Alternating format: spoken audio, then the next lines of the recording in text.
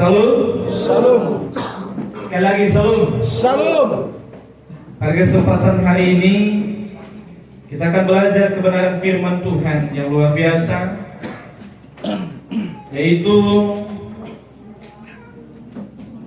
perjalanan Tuhan setelah ia khotbah di bukit. Ia melangkahkan kaki, meninggalkan bukit itu dengan mujizat yang luar biasa. Dia menyembuhkan orang yang sakit kusta. Maka saudara, sebagai landasan firman Tuhan, kita baca dari Matius pasal 8 ayat 1 sampai 4 dengan tema yaitu mukjizat pasti terjadi. Amin. Amin.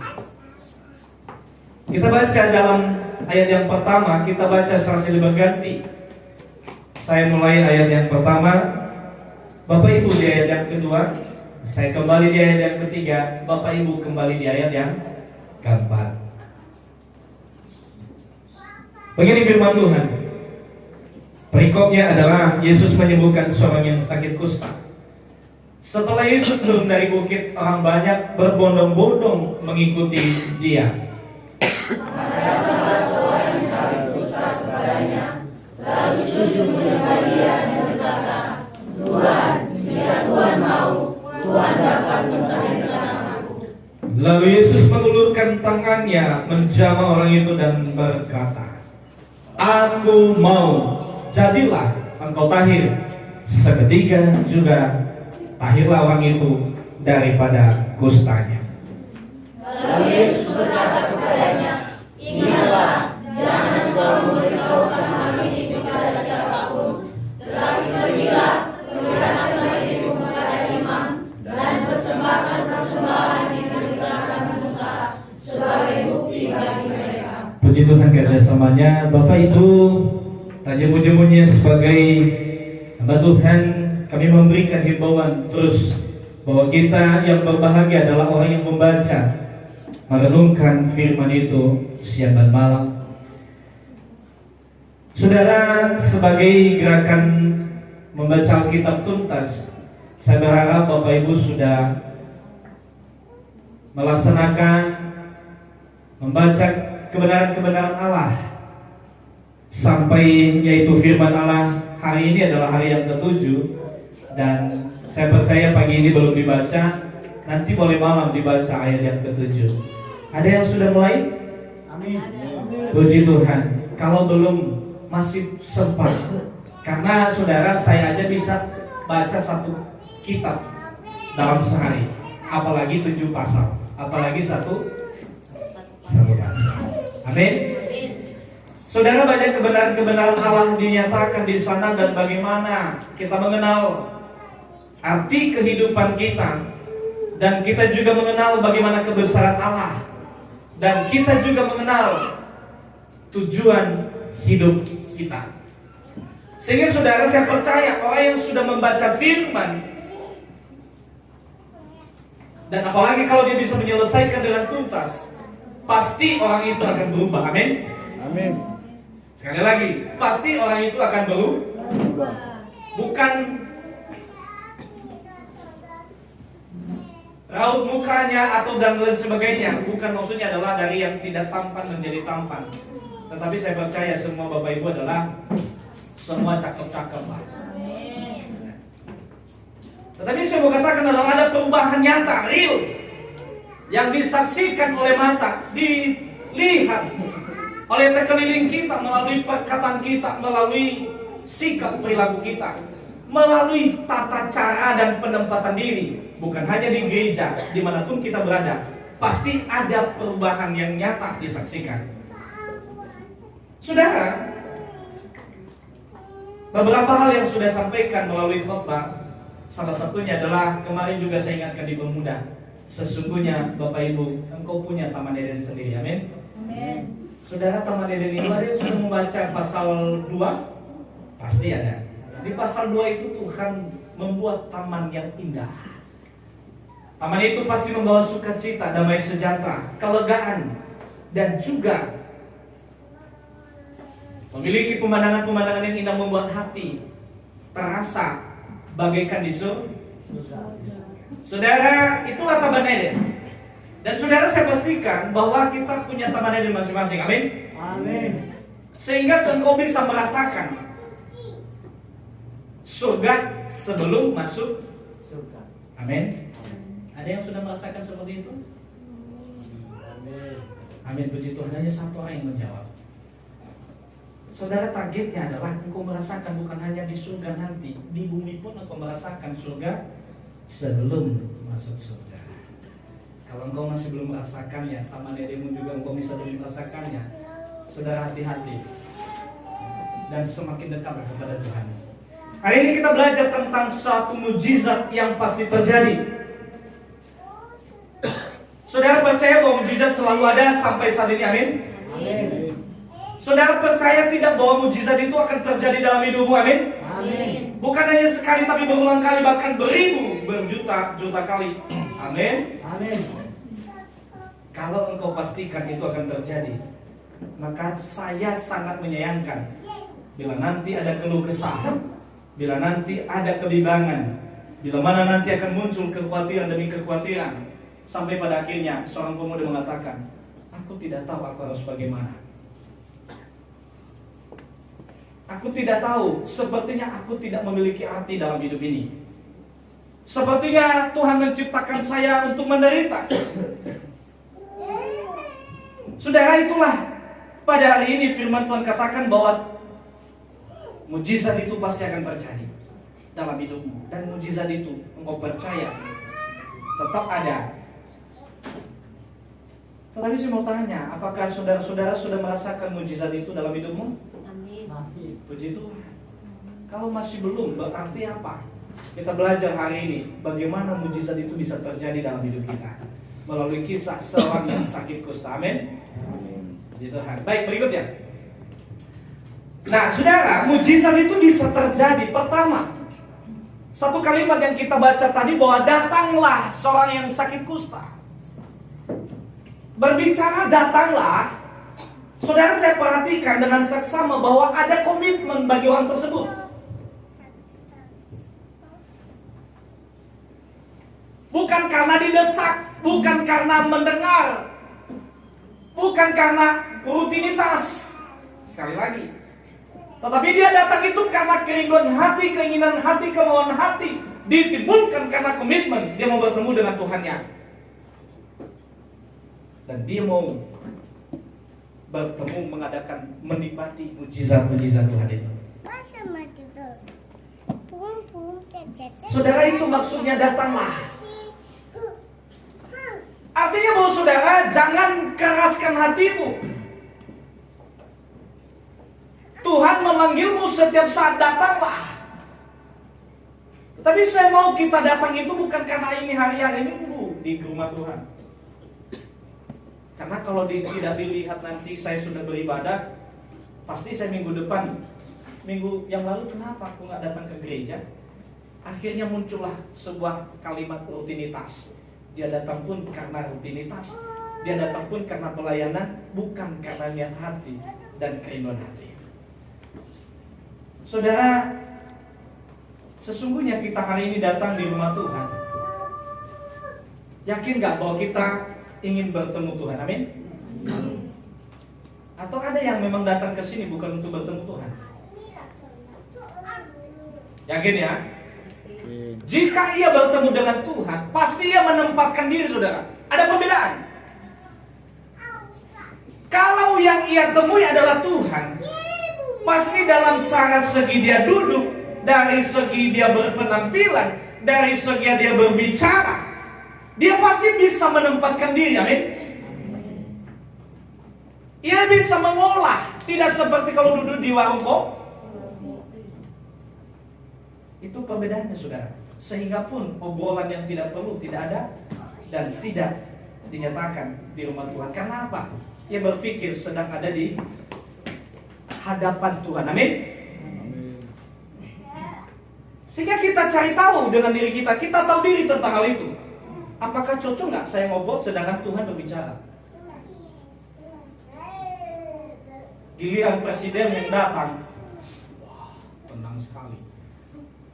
Sampai kalimat presiden itu tidak ada yang terlewatkan. Tapi kalau Tuhan yang berbicara, kita abaikan. Sekarang tadi pernyataan kita bahwa kita datang adalah untuk bertemu Tuhan. Amin. Tetapi kok giliran ada di hadapan Tuhan, kita dengan semena-mena, sampai orang yang berdoa pun kebingungan dengan doanya. Sampai dia bilang, Bapa kami yang ada di sini. Ya kan? Sebab kenapa? Karena suara demi suara yang terdengar. Ada orang yang sedang kesaksian di belakang ada apa yang dilakukan, bukan di sini, tetapi di luar sana. Maksudnya di gereja yang di luar. Saudara, engkau sadar gak? Engkau ada di hadapan Allah, amin? Apakah begitu sikap kalau berhadapan dengan Allah? Saudara, itulah sesuatu hal, datanglah. Seseorang punya kesadaran diri yang benar dan dalam komitmen yang luar biasa. Itu membuat mujizat itu ada, saudara. Sehingga pun dalam segi doamu dan apapun pergumulanmu, Tuhan nyatakan mujizatnya di sana. Datang membawa pergumulan, begitu ada di hadapan Tuhan, Tuhan berpikir, ini orang mau datang mau menyembah apa mau datang mau bolsi dan lain sebagainya. Saudara, datanglah, artinya dibutuhkan pertobatan. Saya percaya orang ini sebelum dia datang ke sana, dia sudah menyatakan diri sebuah pertobatan yang luar biasa. Karena kusta itu adalah penyakit yang sangat-sangat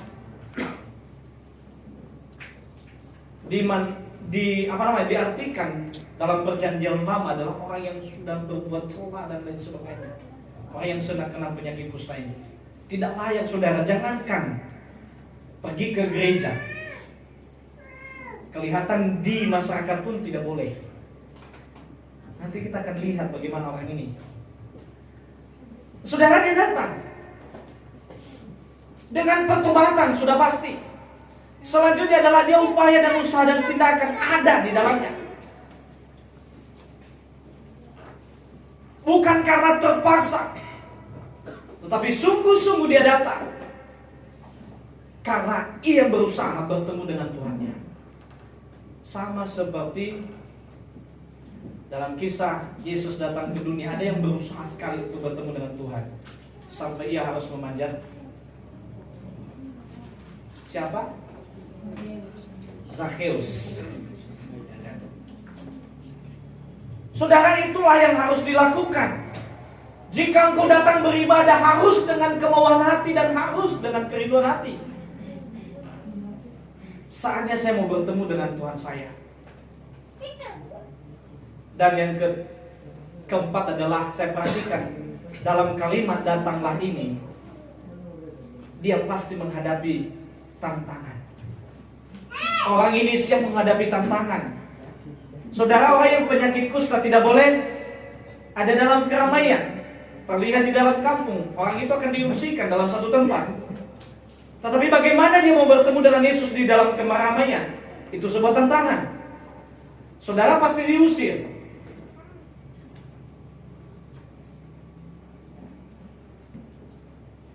Sebab kenapa? Pasti dijauhi orang. Karena dia sedang penyakit kusta. Saudara, dalam datang kepada Tuhan banyak tantangan. Tetapi kalau engkau mujizat datanglah dengan komitmen, harus siap menghadapi tantangan. Tantangan pagi aja sudah ketahuan, ya kan? Harus bangun pagi. Itu tantangan sebenarnya, saudara. Ya. Saya bukan menyungging ya. Kalau biasanya kalau kita bekerja jam 5 pagi pun sudah bangun. Kalau yang buka warung jam 5 pun sudah buka. Berarti dia bangunnya jam 4 kurang lebih. Tidak terlambat, saudara. Yang buka warung, contoh, yang buka warung tepat, kalau buka jam 5 tepat dia buka jam 5, paling terlambat 5 menit. Sanggup tidak? Sanggup, amin? Sanggup. Gimana nggak sanggup? Setiap hari kita lihat buktinya kan. Giliran pergi ke gereja jam 8, undur 3 jam dari jam 5. Saudara, ini real. Terlihat sebenarnya kesungguhan hati datang kepada Tuhan. Dan disitulah mujizat datang, saudara. Diawali karena kerinduan dan kesungguhan hati boleh datang kepada Tuhan.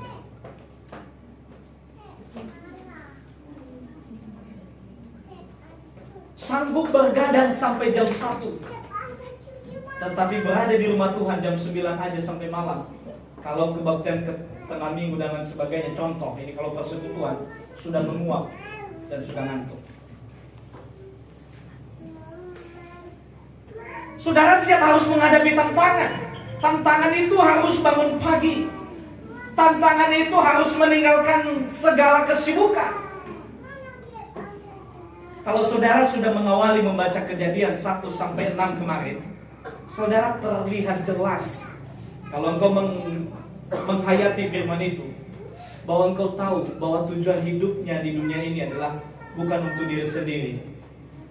Tujuan untuk Tuhan menciptakan manusia ini bukan untuk dirinya sendiri. Saya nggak lihat dari kemarin yang saya baca, itu sudah keempat kali saya baca itu Kejadian khususnya. Bahkan kalau Kejadian 1, 2, dan 3, karena saya bahasa di konseling dan juga ini bukan hanya beberapa kali, bahkan puluhan kali, bahkan bisa 100 kali saya baca itu. Tidak terlihat bahwa di sana kalau saya ciptakan engkau bebas, terserah untuk keperluanmu sendiri. Carilah untuk dirimu sendiri. Nggak ada, sudah. Atau ada yang sudah membaca?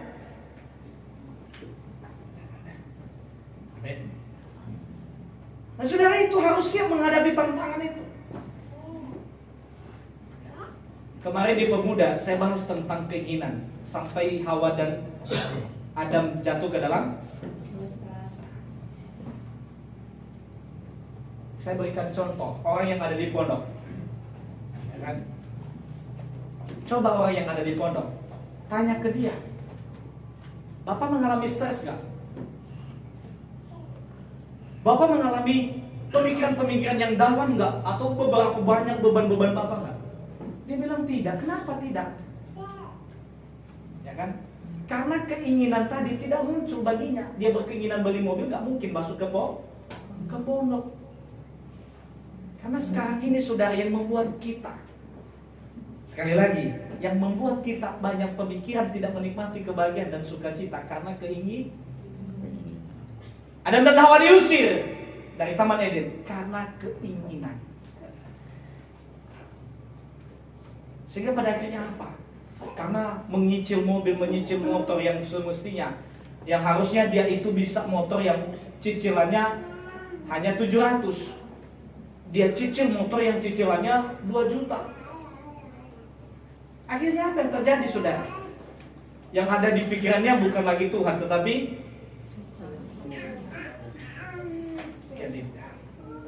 terus siapa yang salah coba? Apakah Tuhan?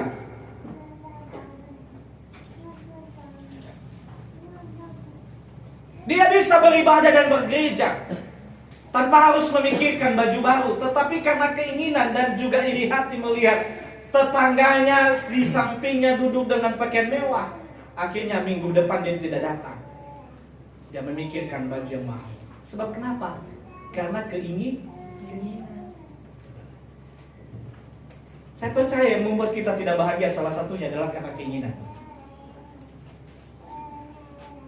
Kalau tidak percaya, saya bilang ke pemuda kemarin, kalau pulang kampung ada orang yang tinggal di pondok sudah puluhan tahun, tanya ke dia, pernah nggak dia banyak beban pemikiran atau dia stres?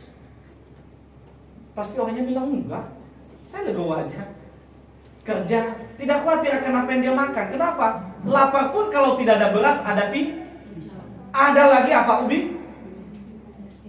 Saya bilang kemarin, tahu nggak lagu yang sering kita dengar dalam bahasa Yeremias? Sebenarnya manfaatnya sangat penting loh, dan sangat dalam, ya kan?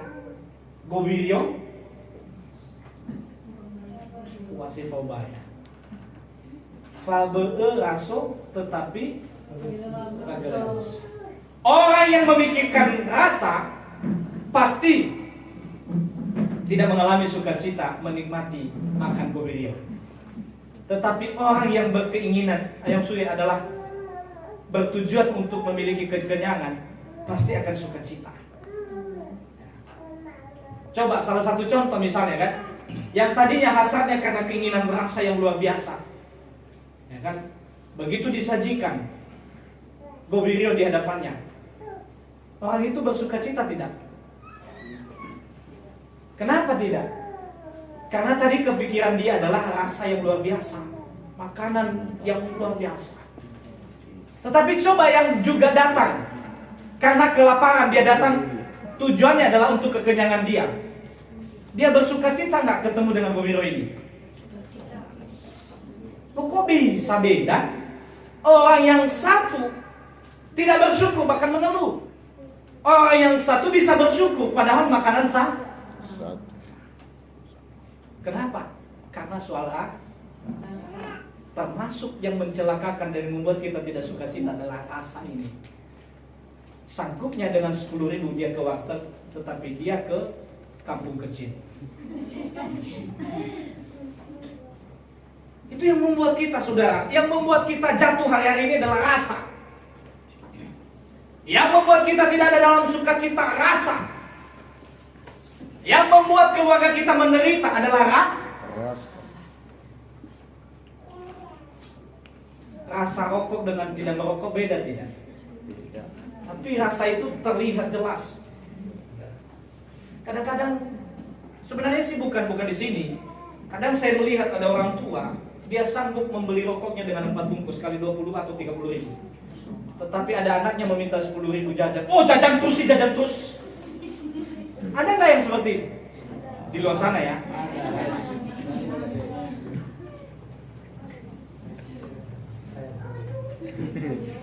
Ada orang yang sangat memikirkan tentang rokoknya, sampai dia tidak tenang kalau tidak ada rokoknya.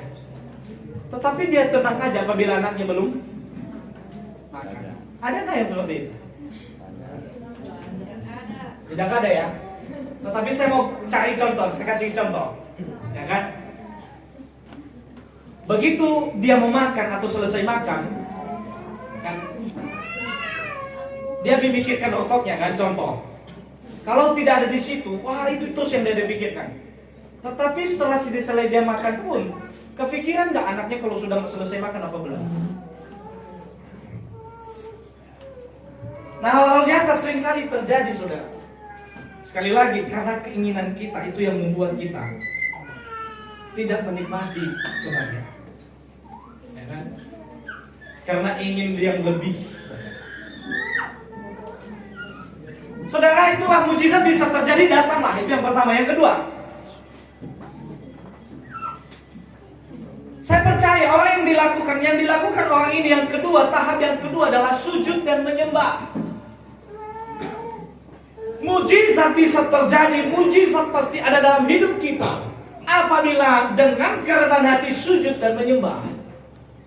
Coba lihat orang itu begitu datang langsung sujud kepada Tuhan. Saya bicara dengan sujud ini adalah yang pertama. Saya perhatikan, kalau berbicara sujud dan menyembah adalah sadar akan posisi dan statusnya. Posisi dia ciptaan dan posisi siapa pencipta. Posisi siapa yang bisa menyembuhkan, siapa yang membutuhkan, dan siapa yang tidak membutuhkan. Saudara, dalam status-status ini kadang-kala kita tidak mengerti, dan kita tidak ada dalam status. Kadang-kala justru kesalahan kita seolah-olah Tuhan itu berada di bawah kita. Seolah-olah bahwa Tuhan itu bisa kita atur-atur, kapan butuh baru datang. Kalau tidak, ya udah, lupakan. Ya kan? Itu realita, saudara. Begitu ada pergumulan, baru dia datang ke rumah Tuhan, berdoa. Dia minta kunci kepada gembala sidang. Pak, boleh minta kunci gereja? Ada pergumulan, oh. Begitu ada berkat. Ya kan? Luar biasa, ada proyek maju. Sampai dia dapat dalam sebulan ini 50 juta. Ada nggak yang ingat gereja? Ada. Puji Tuhan, ada, memang ada. Itu pasti ada. Tetapi banyak yang tidak. Sujud dan menyembah ini adalah tunduk, merendahkan diri, bukan justru sombong, angkuh. Dan selanjutnya adalah penyerah diri secara total. Ada penyerah diri, percaya dan mempercayakan diri kepada Tuhan. Itulah namanya sujud dan menyembah. Dalam penyembahan yang benar hari ini pun ada dan di posisi yang seperti ini. Selanjutnya yang ketiga, saya percepat karena saya sudah setengah jam. Berserulah.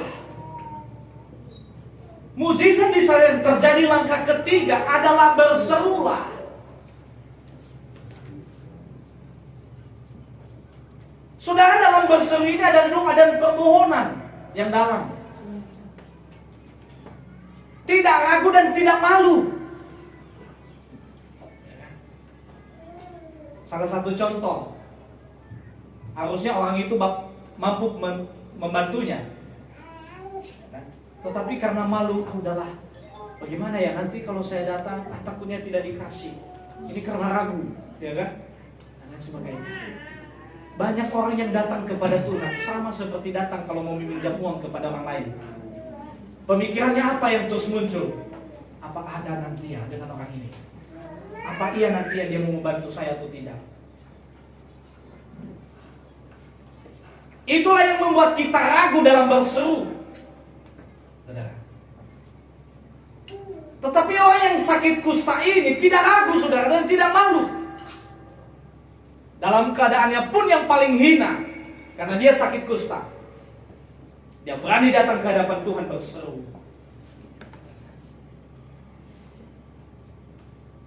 Dan tidak ada dalam keraguan sedikit pun. Kalau kita membaca nanti dia bilang, jika Tuhan mau. Kita ada maksudnya nanti. Ungkapan hati dan mulut sama. Ini harus sama. Ungkapan hati dan mulut sama. Harus ada relasi, saudara. Ada keinginan hati tetapi tidak berseru, maka mujizat tidak terjadi. Ada keinginan hati, saya mau meminjam uang kepada ketua KTM, tetapi karena saya tidak menyampaikan, apa yang terjadi? Dapat gak pinjaman itu? Harus ungkapan hati dan juga mulut penuh pengharapan. Berikutnya, nah, satu kalimat yang kita baca tadi, setelah bertemu dengan Tuhan dan sujud di hadapannya, dan waktu ia berseru, kalimat yang pertama dia sampaikan adalah jika Tuhan. Saudara pasti sangat jelas kalimat ini. Bukan apa yang saya mau, tetapi jika Tuhan mau. Saudara, dalam berseru dan berdoa pun kadangkala kita memaksakan Tuhan. Amin. Amin. Tetapi ternyata saya belajar juga dari orang yang sakit kusta ini. Sekalipun dia sangat membutuhkan pertolongan Tuhan Yesus, sekalipun ingin tahir secepatnya, tetapi dia tidak memaksakan Tuhan. Bahkan dia bilang, jika Tuhan mau. Saya perhatikan jika Tuhan mau ini adalah tidak memaksakan pada kehendak sendiri, saudara. Sehingga ada yang berdoa terus tiba-tiba tidak dijawab dalam setahun. Apa yang terjadi? Sampai keluarlah kalimat, udahlah, saya sepertinya tidak ada arti lagi saya hidup ini. Segala pendapatan saya sepertinya tidak ada arti lagi. Saya udah malas lagi beribadah.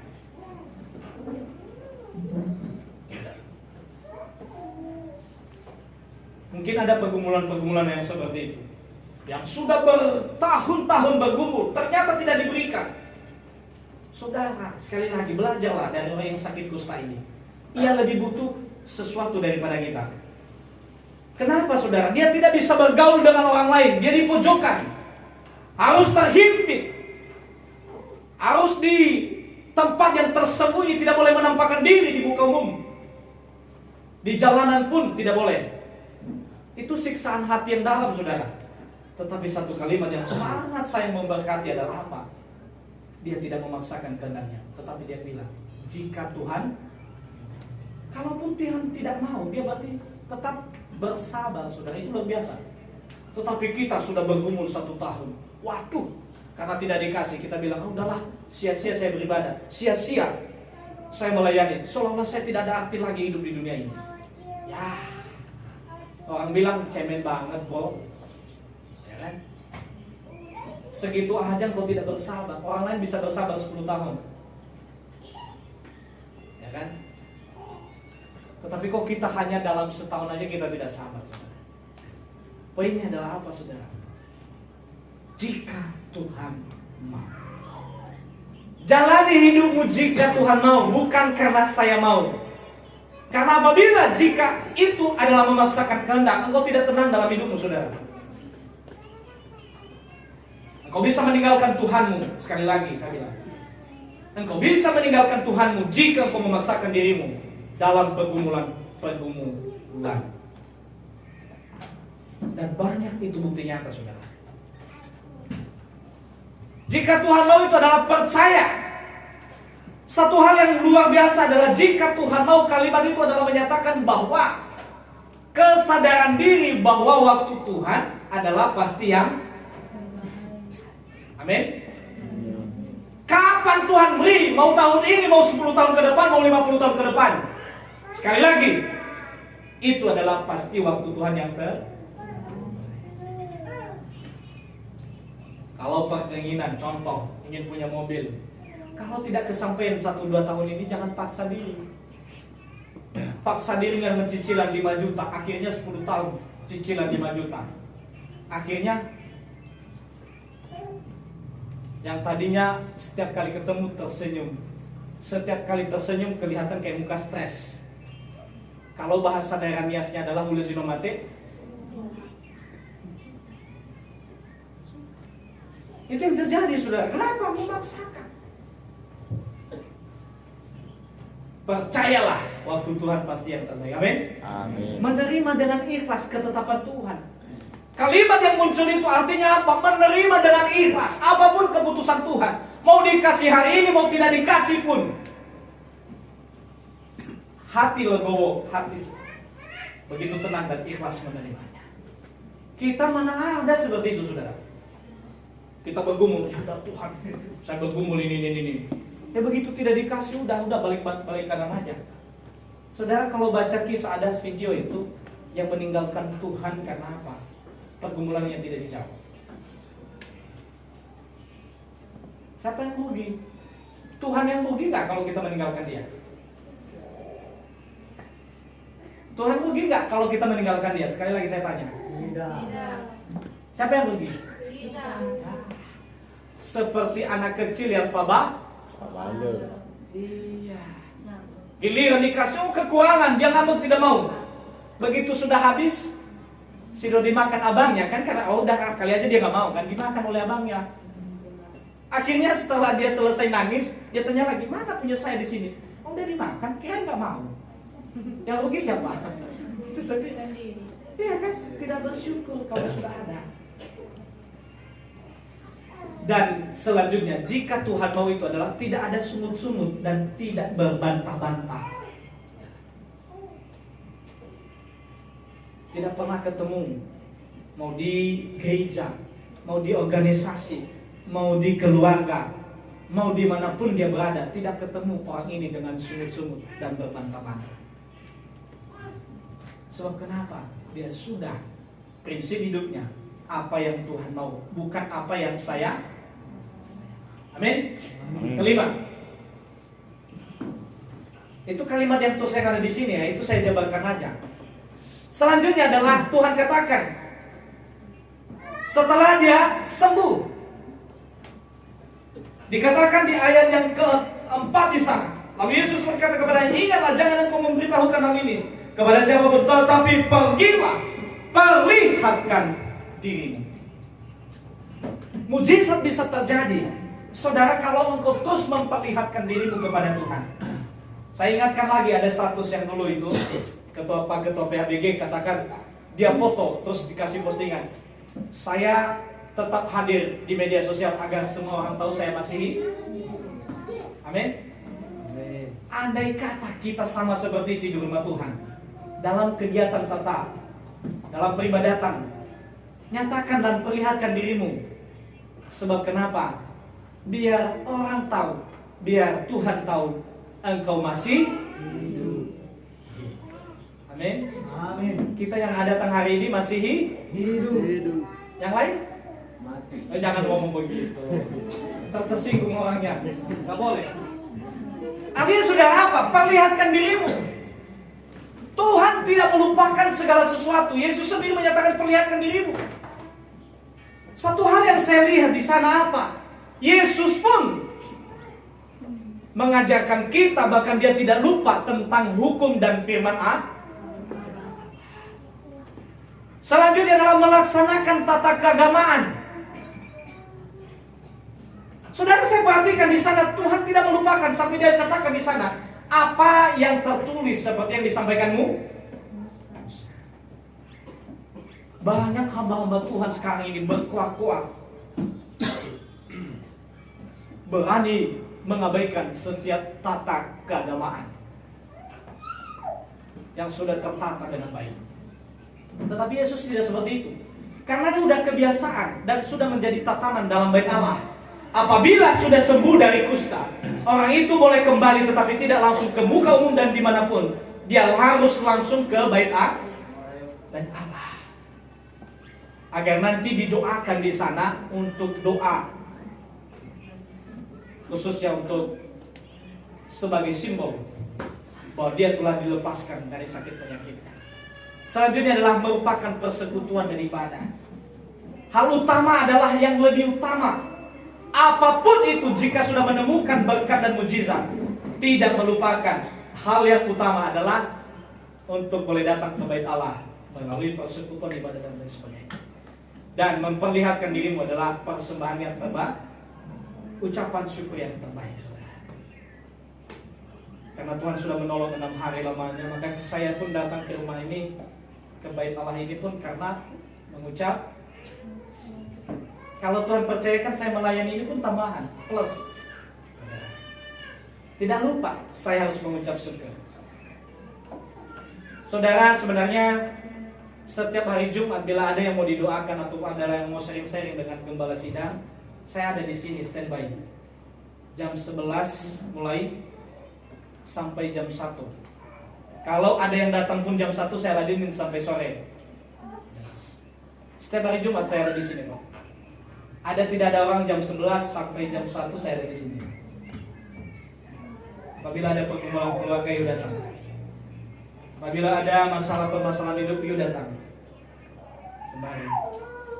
Saya bukan hanya menunggu sampai saya lakukan tugas saya sebagai hamba Allah, sebagai jemaat Tuhan, berdoa kepada Tuhan.